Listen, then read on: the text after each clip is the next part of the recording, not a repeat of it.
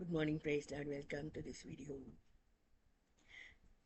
இப்போ நமக்கு ஒரு காரியம் விளங்கலை அல்லது நமக்கு தெரியல அப்படின்னா ஆம், நம்ம அதை இன்னொருத்தருக்கு சொல்லித்தர முடியாது. இந்த ஊருக்கு நான் 1984 டீச்சராக ஜாயின் பண்ணியிருந்தேன் பாருங்க. அப்போ எனக்கு ஜூனியர் ஒரு கேர்ள் இங்கே இருந்தது. எனக்கு புதுசு நான்.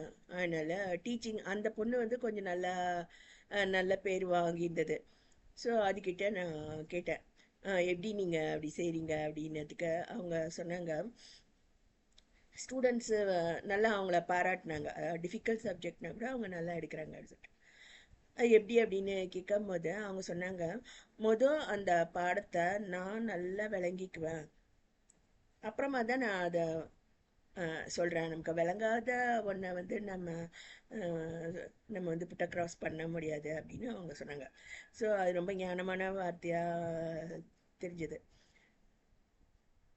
ஸோ இதை ஏன் நான் சொல்கிறேன், வேதாமத்தில் கூட பார்த்தீங்கன்னா, இப்போ நீங்கள் ஏதோ ஒன்று எரிஞ்சு விழுறீங்க அப்படின்னா உங்களை பார்க்குறவங்க அது கரெக்டு தான் அப்படின்னு நினச்சிப்பாங்க இல்லையா? பாவம் இல்லை அப்படின்னு நினச்சிப்பாங்க.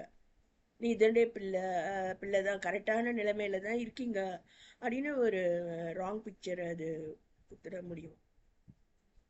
ஸோ நானும் அந்த மாதிரி ஒரு இதில் இருந்தேன். அதாவது எங்கள் ஊரில் அதுமாரி எல்லாம் சண்டை போடுவாங்க. எங்கள் அம்மாவும் பக்கத்து வீட்டுக்காரங்க கூட சண்டை போடுவாங்க, என்னோடையும் சண்டை போடுவாங்க. வேலைங்களை சொல்லுவாங்க, நம்ம அதை செய்யறதுக்கு முன்னாடி ஏன் அதை செய்யல அப்படின்னு கத்துவாங்க. இதெல்லாம் ஆனால் அவங்க தேவனுடைய விசுவாசியாக அவங்க ப்ரொஜெக்ட் பண்ணிக்கிறாங்க. ஸோ இதில் ஏன் இப்படி இருக்கு, ஏன் இப்படி இருக்குன்ட்டு எனக்குள்ள ஒரு கொஸ்டின் இருந்துகிட்டே இருந்தது. ஸோ அப்புறம் நான் கல்லூரி நாட்களில் அது ஒரு ஆவி அப்படின்ட்டு நான் கேள்விப்பட்டேன். நம்ம பரிசுத்த ஆவியை பெற்றிருந்தாலும் பூர்ணமாக நம்ம அதுக்குள்ளே வளராட்டா அல்லது அதில் காணப்படாட்டி நம்மளை சத்துரு சில சில காரியங்கள்லையாவது நம்மளை மேற்கொள்ள முடியும் அப்படிங்கிறத நான் கற்றுக்கொண்டேன். அல்லது நம்ம கெட்ட பேரை ஏற்படுத்த முடியும், நம்மளை பற்றி பொய் கதை புனை கதை அது மாதிரி சொல்ல முடியும். அதெல்லாம் நான் கல்லூரியில் நான் கற்றுக்கொண்டேன். அதாவது விபசார ஆவி, பொய்யின் ஆவி, எரிச்சலின் ஆவி, பலவீனப்படுத்தக்கூடிய ஆவி, இதெல்லாம் இருக்கும். ஸோ நம்ம ஒரு ஒரு ஊழியத்துக்கு நம்ம போகிறோம் அப்படின்னா முதல்ல இந்த ஆவிகளை நம்ம கட்டி ஜெபிக்க வேண்டியதாக இருக்குது. ஸோ இங்கே பார்த்தீங்கன்னா நான் இந்த வீடியோ நான் பண்ணுறேன்னா இதுக்கு நான் பெரிய போராட்டம் நான் நடத்துகிறேன். ஆக்சுவலாக எனக்கு இந்த கேட்ஜெட்ஸ் இது இது மூணாவது லேப்டாப் நான் இதை வாங்கியிருக்கேன்.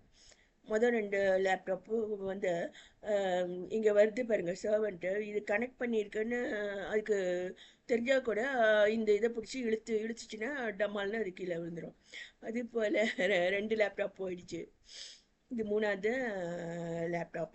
இப்போ தான் இந்த வைஃபை ஃபெசிலிட்டி எல்லாம் இருக்குது.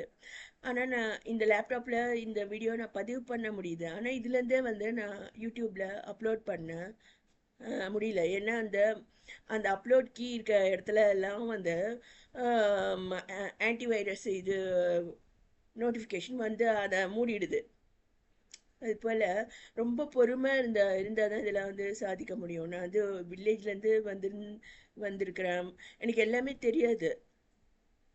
மைன்யூட் இதெல்லாம் எனக்கு தெரியாது.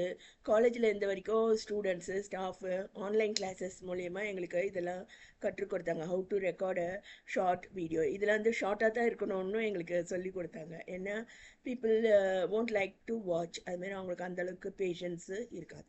ஸோ பேஷன்ஸு ரொம்ப இம்பார்ட்டண்ட். இப்போ இதில் பார்த்தீங்கன்னா இதில் இதுலேருந்தே அப்லோட் பண்ணதுக்கு அதுமாரி ஆன்டிவைரஸ் இது தடை பண்ணுது. ஸோ அதனால் நான் நேற்று என்னோடய ஃபோன் தண்ணியில் விழுந்து மொத்தமும் அது போயிடுச்சு. அந்த டச் இன்புட்ஸ் எல்லாமே போயிடுச்சு. அதனால அதை ஆப்ரேட் பண்ண முடியல. ஏற்கனவே அது ப்ரோக்கன் தான், அது உள்ளெல்லாம் தண்ணி போய் ரொம்ப இதாகிடுச்சு. ரிப்பேர் பண்ணுறது கஷ்டம் அப்படின்னு சொன்னாங்க. ஸோ நான் ஒரு பெரிய ஃபோன் வாங்கிடலாம் அப்படின்ட்டு இஎம்ஐ கட்டலாம் அப்படி சொல்லிட்டு போய் கேட்டாக்கா கிட்டத்தட்ட 2 lakhs அந்த ஃபோன், அந்த ஃப்ளிப் ஃபோனு புதுசாக வந்திருக்கு. இஎம்ஐ வந்து ஒரு 7,000 அப்படி தான் வரும் அப்படின்னு சொன்னாங்க. ஆனால் எனக்கு அதுக்கு எலிஜிபிலிட்டி இல்லை அப்படின்ற ஏதோ சிபில் ஸ்கோரு அது இதுன்ட்டு சொன்னாங்க. நான் கடன்லாம் வாங்குறது இல்லை, ஆனால் நீங்கள் கிரெடிட் கார்டு வச்சு வாங்கலாம் அது இதுன்னாங்க என்கிட்ட. ஆனால் கிரெடிட் கார்டு பழக்கம் கிடையாது. சரின்ட்டு இன்னொரு இன்னொரு கடையில் போயிட்டு ஒரு லோயர் நியூ நியூ கம்பெனி இருக்குது, ஐடெல்ல ஏதோ ஏர்டெல்லோட கம்பெனி சொல்கிறாங்க. அவங்கக்கிட்ட ஒரு 7,000 ரூபாய் கொடுத்து நான் வாங்கிட்டேன். அந்தளவுக்கு தான் என்கிட்ட பணம் இருந்தது. ஸோ அதுலேருந்து அப்லோட் நான் பண்ண கற்றுக்கிட்டேன் எப்படியோ. அது கூட பொறுமையாக செய்ய வேண்டியிருக்க எல்லா ஆப்ரேஷன்ஸும் நமக்கு தெரியல. ஸோ பை காட்ஸ் கிரேஸ் நான் கர்த்தருடைய வேலையை செய்யறதுனால கர்த்தர் எனக்கு அதுக்கான பொறுமையும் ஞானத்தையும் அவர் தராரு. ஸோ இது ரொம்ப இம்பார்ட்டண்ட், அதை தான் நான் சொல்ல வரேன்.